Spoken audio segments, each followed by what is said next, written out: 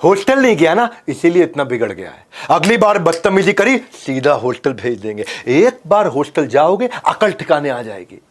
Hostel भेज देंगे तब पता चलेगा, हॉस्टल जाओगे एकदम सुधर के आओगे। माँ बाप की ये सारी धमकियां सुन सुनकर हम में से ज्यादातर लोग बड़े हुए हैं। नमस्कार, विवेक बिंद्रा बोल रहा हूं, फाउंडर सीईओ बड़ा बिजनेस.com। ऐसा कहा जाता है कि जो लोग हॉस्टल में रहे हैं वो अपनी जिंदगी के मैनेजर बन जाते हैं बिना एमबीए किए।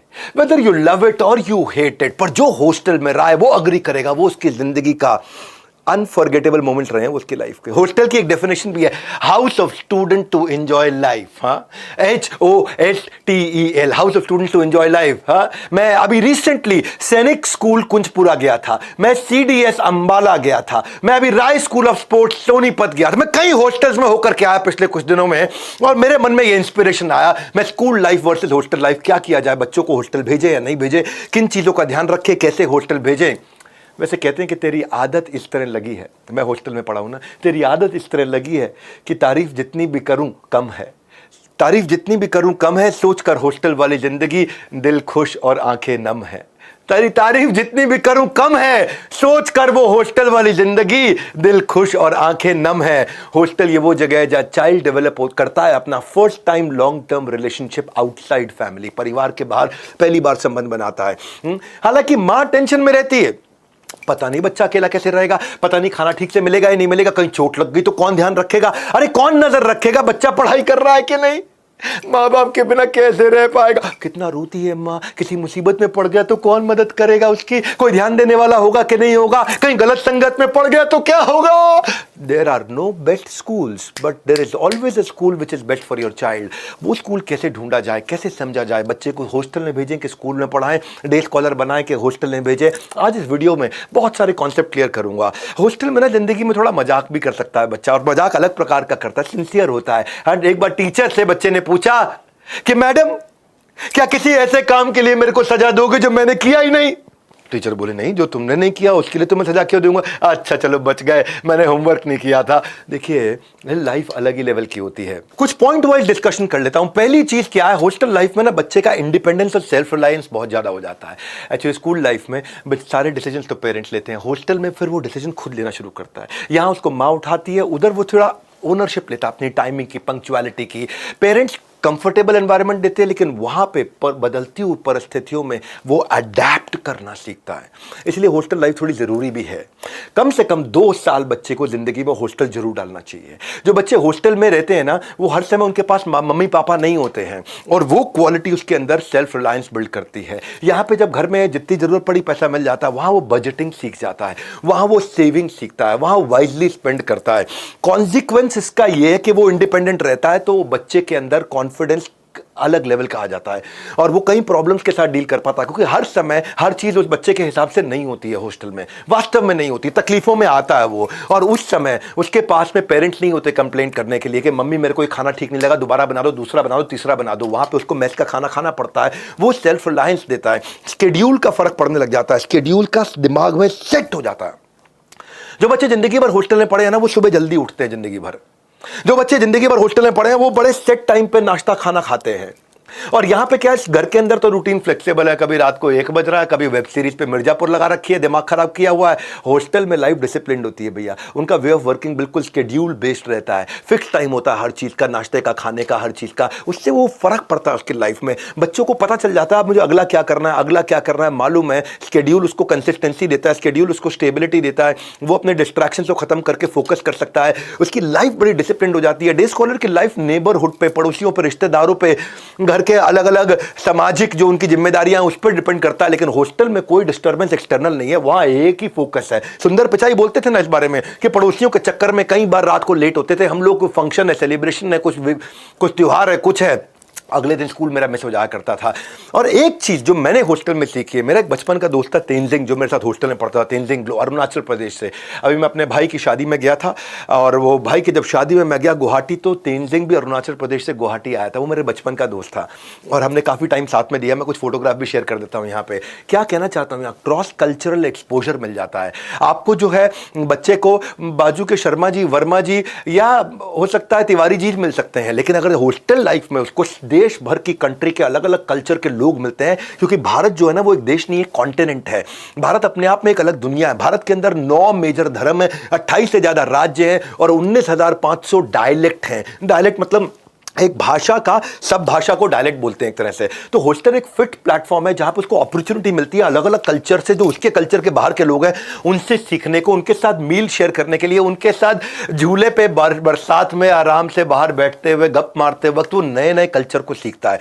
अलग अलग प्रकार के बच्चे हैं वहां पे। वहां हरियाणा का बच्चा भी होगा, रे कर है, पंजाबी भी होगा, पाजी किद्दा, और वहां इलाहाबाद का लड़का भी होगा, अरे कहां बतिया रहे हो भैया, थोड़ा आप बैठिए। तो अलग अलग प्रकार के लोगों से मिलेगा, एक्सपोजर मिलेगा उसको, इंटरैक्ट करने का, कोलैबोरेट करने का, डाइवर्स ग्रुप के अंदर अलग ही लाइफ है, स्टैंडर्डाइज लाइफ है। बच्चे को 2 साल हॉस्टल जरूर भेजना चाहिए। कैसे हॉस्टल, पूरी तरह समझिए बात को। डे स्कॉलर जो है ना वो, उसके पास हर प्रकार के लोग होते हैं, आसपास दोस्त होते हैं, कि अमीर दोस्त होते हैं वो उनसे इनसिक्योर इंफीरियर फील करता है उन रिच दोस्तों से, लेकिन हॉस्टल की लाइफ स्टैंडर्डाइज है, इक्वालिटी है, एक जैसे कपड़े सारे पहनेंगे, they are treating each other very equally. अगर आप मूवी स्टार के बच्चे हैं या किसी IT वर्कर के बच्चे हैं, लाइफ सिंपल और स्टैंडर्डाइज एक जैसी है।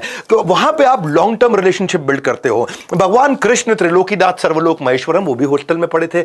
वो कहां गुरुकुल में रहे, सांदीपनी मुनि, गुरु सांदीपनी मुनि के आश्रम में रहे और वहां उनके दोस्त बने कौन, सुदामा। आज जीवन में पहली बार किसी को मित्र बनाने का आनंद पाया है मित्र। दोनों बाद में सेपरेट हो गए। सुदामा अपनी जिंदगी जी रहे, ये त्रिलोकीनाथ सर्वलोक महेश्वरम द्वारकाधीश द्वारका धाम में रह रहे थे। और जब पता चला कि कौन आ रहे हैं, चक्रवर्ती सम्राट आ रहे हैं, नहीं गरीब ब्राह्मण सुदामा आ रहा है, तो भगवान भागते हुए गए अपने महल से बाहर, उनको हाथ पकड़ के लेके आए, अपने राज सिंहासन में बिठा के उनके पांव धोए। और उनके पांव धोने के बाद रुक्मिणी भी जो थी वो भी ईर्ष्या करने लग गई, ऐसे कौन आ गए जिनको भगवान पंखा कर रहे हैं यहाँ बिठा के और 56 भोग खिला रहे हैं। ये है हॉस्टल लाइफ।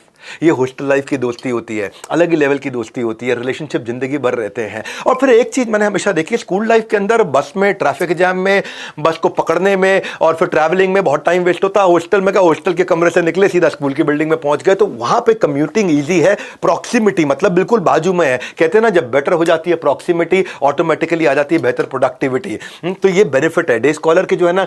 मैं ये कहूंगा कि ऐसा नहीं है कि हॉस्टल लाइफ ही बेस्ट है, हॉस्टल लाइफ में गड़बड़े भी बहुत होती हैं। स्कूल लाइफ में पेरेंट्स को हर रोज का अपडेट मिल जाता है, लेकिन हॉस्टल में तो अपडेट आपको बिल्कुल रेगुलर बेसिस पे, मंथली क्वार्टरली बेसिस पे मिलता है। घर में बच्चे को घर का खाना खिला देते हो, वहां मेस का खाना, और कई बार मेस कॉन्ट्रैक्चुअल कुक खाना बना रहे हैं, तो उनके अंदर वो दिल में प्रेम नहीं होता जो माँ का प्रेम होता है। तो हॉस्टल लाइफ के भी नुकसान है। स्कूल लाइफ के अंदर बच्चा सेफ रहता है, हॉस्टल लाइफ में कभी कभी थोड़ा अनसेफ भी हो सकता है। लेकिन अगर इन चीजों का ध्यान रख के अगर आप स्कूल तय करेंगे, अपना हॉस्टल तय करेंगे, तो फिर इन चीजों का ध्यान रख करके आपको 2 साल कम से कम बच्चे को हॉस्टल में भेज के उसके कॉन्फिडेंस को बड़ा करना चाहिए। क्योंकि देखो स्कूल लाइफ के अंदर ना जो स्पोर्ट्स एक्टिविटीज होती हैं वो हफ्ते में 1 घंटे होती है, पर अगर हॉस्टल में आप जाओगे, मैं भी रिसेंटली एक स्कूल में गया था अंबाला में, मेरे क्लाइंट है, उन्हीं का स्कूल है, उसको हम लोग बिल्ड कर रहे हैं, उसको हम लोग ट्रेन कंसल्ट कर रहे हैं। और मैंने उनके स्कूल में देखा वहाँ 365 दिन की एक्टिविटीज चल रही हैं। स्विमिंग भी हो रहा है, NCC भी हो रहा है, हॉर्स राइडिंग भी हो रहा है, कराटे भी हो रहा है। हफ्ते में 1 दिन 1 घंटा खेलने कूदने से सेहत नहीं बनती है। एक्स्ट्रा करिकुलर एक्टिविटी का बेनिफिट ही अलग लेवल का होता है। सोशल स्किल और ओवरऑल पर्सनैलिटी जो बच्चे की बिल्ड होती है, जो सोशल डेवलपमेंट बिल्ड होता है, क्योंकि face to face communication technology के गैजेट के जमाने में खत्म हो गया है। एक्स्ट्रा करिकुलर एक्टिविटी देंगी जीवन को नए आयाम, आत्मविश्वास से लेकर लीडरशिप क्वालिटी तक सब बाद में आएंगी काम। क्योंकि देखो हॉर्स राइडिंग जो है ना, वो आप नहीं करा पाओगे शहर में, आप अपने मोहल्ले में हॉर्स राइडिंग नहीं करा पाओगे। यहां अगर अच्छे हॉस्टल में हॉर्स राइडिंग होती है, ट्रेंड हॉर्सेज और एक्सपर्ट हॉर्स राइडर्स हो वहां पे, तो बच्चे को ना बैलेंस और कोऑर्डिनेशन सीखने को मिलता है। क्योंकि उससे जो उसका कोर है, ये पेट को कोर बोलते हैं, मेरा पेट थोड़ा कम हो गया है, इसके ऊपर बताऊंगा कैसे कम किया, पर वो जो कोर होता है वो मजबूत बनता है, उसकी ब्रीदिंग मजबूत होती है, उसके रिफ्लेक्सेस अच्छे होते हैं, वो फोकस बिल्ड करता है, बैलेंस बनाता है जब वो हॉर्स राइडिंग करता है। मेरे पास अपना स्विमिंग पूल भी है। मैं स्विमिंग पूल, हर आदमी कहाँ बना सकता है अपना, हर आदमी के पास स्विमिंग पूल की सुविधा नहीं है। गांव मोहल्ले में तो बिल्कुल, गांव में देखोगे तो भैंस के तालाब के अंदर ही बच्चा घुसता है अंदर। लेकिन अगर हॉस्टल में, इनके हॉस्टल जब मैं गया तो वहाँ देखा मैंने कि करियर डिफेंस के अंदर उन्होंने शावर क्यूबिकल बनाए, चेंजिंग रूम बनाए, वाटर फिल्ट्रेशन प्लांट लगा दिया, एक्सपर्ट कोच है, बिल्कुल हाइजीनिक कर दिया है।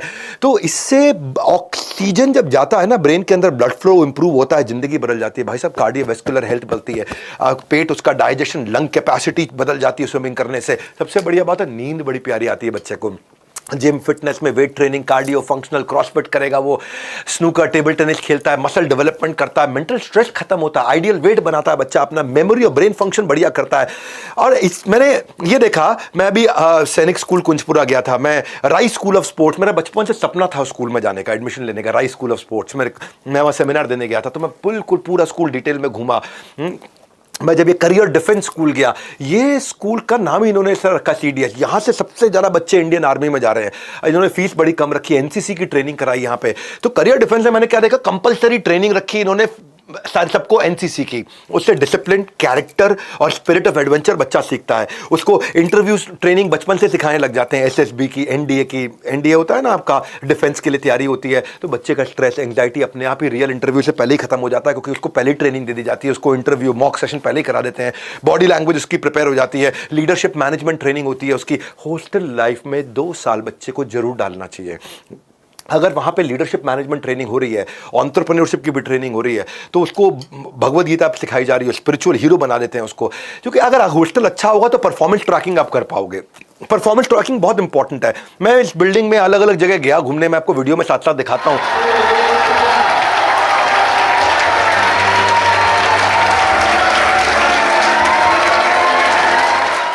नॉर्मली स्कूल में तो पेरेंट टीचर मीटिंग होती है 3 महीने में एक बार। अब अच्छा अगर हॉस्टल हो तो वहां पे daily activity report, weekly academic report सब पेरेंट्स को चले जाएगी। बच्चा बिगड़ ही नहीं सकता उससे। आपकी सारी ऑनलाइन रिपोर्ट आपको अगर मिल जाए मोबाइल एप्लीकेशन पे, ऑटोमेटिक नोटिफिकेशन आ जाए, सारे एग्जाम्स के भी आ जाए, पॉकेट मनी का हिसाब किताब भी समझ में आ जाए, बच्चा कितना कहाँ पे खर्च कर रहा है, वो बीमार हो जाए तो इंजरी, इलनेस, उसका ट्रीटमेंट, उसकी मेडिसिन, उस सबका भी नोटिफिकेशन आ जाए।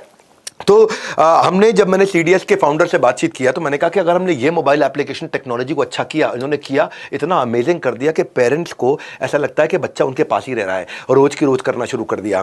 कितने सारे अच्छे हॉस्टल हैं, आपके इलाके में भी अच्छे हॉस्टल होंगे।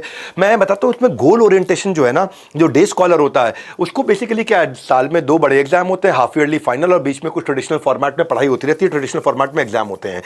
तो टेक्नोलॉजी अगर हॉस्टल में अच्छी है, जैसे CDS में मैं जब अंदर कंप्यूटर लैब देखा तो उन्होंने 500 कंप्यूटर लगाया। मैं पूछा भाई इतना कंप्यूटर क्यों लगाया?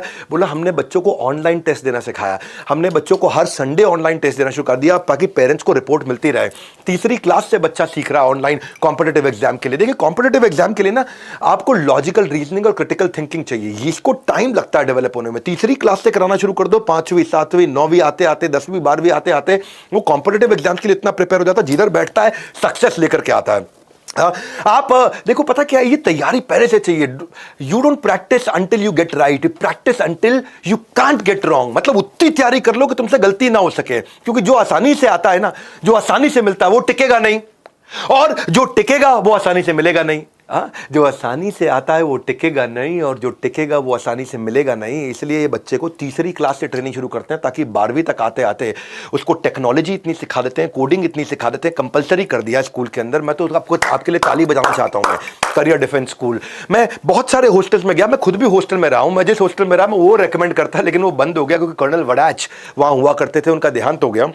बहरहाल जब मैं स्कूल में गया तो मैंने देखा भाई नॉर्मली स्कूल के अंदर कोडिंग जो है 11वीं क्लास में एक ऑप्शनल सब्जेक्ट होता है, वहां जाके आप C++, प्रोग्रामिंग, जावा सब सीखते हो। इन्होंने क्या किया, इन्होंने 5वीं क्लास 3री क्लास से बच्चे को कंपलसरी प्रोग्रामिंग, लैंग्वेज ट्रेनिंग, उसको टेक्नोलॉजी का ट्रेनिंग देना शुरू कर दिया। और इससे क्या हुआ भाई, उसको वो आगे चल के 12वीं के बाद मेरे को बहुत सारे बच्चे ऐसे मिले जो कह रहे हैं कि वो 30-40 हज़ार रुपये फ्रीलांसिंग से ही कमा रहे हैं, पेरेंट्स पे बर्डन नहीं बने। क्यों? क्योंकि सॉफ्टवेयर डेवलपमेंट सीख गए, वेबसाइट डिजाइनिंग सीख गए, मोबाइल ऐप डेवलपमेंट सीख गए, वीडियो क्रिएशन, एडिटिंग सीख गए। ये सब चीजें अगर टेक्नोलॉजी बच्चा सीख सके हॉस्टल में, 365 दिन अगर वो एंगेज रहे। क्योंकि हॉस्टल में एक रूल क्या बनाया हमने, ये मेरे लीडरशिप फंड के पार्टिसिपेंट हैं, इसलिए मैं इनकी तारीफ थोड़ा ज़्यादा भी इसलिए करना चाहता हूं क्योंकि हम इनकी ग्रोथ को, इनकी प्रोग्रेस को मॉनिटर कर रहे थे। तो टेक्नोलॉजी सिखाने से 365 दिन का मॉड्यूल रखने से बच्चा जब चाहे छुट्टी लेकर के आ जाए, लेकिन स्कूल 365 दिन चलेगा, हॉस्टल 365 दिन चलेगा। वहां पे हम उसको जमीन से जोड़ेंगे बच्चे को। तो हमने एक नई चीज ऐड कराई इनसे बात करके, और ऑर्गेनिक फार्मिंग भी। भाई डे स्कॉलर जो है ना, बच्चा घर पे खाना खाता है या कैंटीन का खाना खाता है, लेकिन इस स्कूल के अंदर बच्चा ऑर्गेनिक खाना खाएगा, और न केवल खाएगा, वही उगाएगा, वही गाय का दूध निकालेगा भी, वही फल सब्जी भी उगाएगा। उससे बच्चा नेचर से कनेक्ट होता है, क्योंकि वो खुद भी खेती करना सीखने लग जाता है। और फाइनली मेरे विचार में आप जिस भी हॉस्टल में भेजना चाहो, उस हॉस्टल के अंदर आप स्टूडेंट टीचर रेशियो जरूर चेक कर लो। गवर्नमेंट स्कूल में स्टूडेंट टीचर रेशियो बच्चों पे एक टीचर होता है। अच्छा प्राइवेट स्कूल हो, बहुत एक्सपेंसिव प्राइवेट स्कूल हो, तो वह 15-20 बच्चों पे एक टीचर होता है। पर यहां पे हमने क्या किया, उसको आज मैं आपको बधाई देता हूं, करियर डिफेंस स्कूल आपने 10 बच्चों पे एक टीचर लगा दिया। अगर 10 बच्चों पे एक टीचर लगा दिया तो बच्चा कहीं फिसल के जा ही नहीं सकता। टीचर के पास एक अपॉर्चुनिटी है कि वो बच्चे के इंटरेस्ट में डीप डाइव करे और बच्चे के इंटरेस्ट को समझे। जितनी बड़ी क्लास हो ना, टीचर का ध्यान केवल फ्रंट बेंचर पे रहता है, और जो पीछे के बच्चे बेचारे उनको अटेंशन मिलता नहीं, वो अपना पीछे मजे मार रहे हैं, अपना ड्राइंग कर रहे हैं, वहां पे हीरोइनों की फोटो में ड्रॉ कर रहे हैं। और फिर इसके अलावा इंग्लिश, अगर क्योंकि ये इनकी फीस बहुत कम है, तो फीस कम होने से या किसी भी ऐसे हॉस्टल में भेजोगे जहाँ पे फीस बहुत कम है, तो गांव के बच्चे आते हैं। गांव के बच्चे आते हैं तो अपनी मदर टंग में बात करते हैं। नॉर्मली स्कूल के अंदर जो है ना, डे स्कॉलर को होगा तो उसमें इंग्लिश एक पीरियड होता है। यहाँ पे क्या है, इंग्लिश को ज़िंदगी बना दिया इन्होंने कि भाई क्या इंग्लिश को अटमोस्ट इंपॉर्टेंट देके इंग्लिश लैब बना दी है। क्योंकि जो Tier 3 शहर से बच्चा आएगा, अगर आप महंगे हॉस्टल में डाल रहे हैं तो वहाँ पर भी यही कल्चर होगा, लेकिन अगर आप सस्ते हॉस्टल में अपने बच्चे को डालोगे कभी भी, तो वहाँ पर जैसे गांव का बच्चा आएगा, रे के करे दियों के धरके, तो उनका ना बिल्कुल आपको लैंग्वेज लगेगा मदर टंग, उनका जो मदर टंग इन्फ्लुएंस होता है, MTI जिसको बोलते हैं। तो ये लोगों ने क्या किया, कंपलसरी इंग्लिश मोटिवेशनल मूवीज दिखानी शुरू करी, इंग्लिश को मेन लैंग्वेज बना दिया। इंग्लिश ना इंटरनेट की भाषा बन चुका है आज दुनिया की ग्लोबल इंटरनेट भाषा। आप कहीं सफल नहीं हो सकते अगर आपको हिंदी के अलावा अंग्रेजी नहीं आती हो तो फिर जो है बच्चे के अंदर एक बेटर प्राइड, एक सेल्फ कॉन्फिडेंस आता है कि बचपन से पटर पटर बढ़िया अंग्रेजी भी सीख जाता है, हिंदी के साथ साथ अपनी मातृभाषा के साथ साथ। फाइनली मैं ये जरूर कहूंगा, जिस भी हॉस्टल में बच्चे को डालो आप, वहां पे उसका सेफ्टी कंसर्न बहुत इंपॉर्टेंट है। नॉर्मली किसी एक हॉस्टल के अंदर 50 CCTV कैमरा लगे होते हैं, यहां एक अच्छा काम क्या कर दिया, 300 CCTV कैमरा लगा दिए, हाई कवरेज CCTV कैमरा, ताकि हॉस्टल से लेके स्कूल से लेके हर कॉर्नर नजर आ जाए।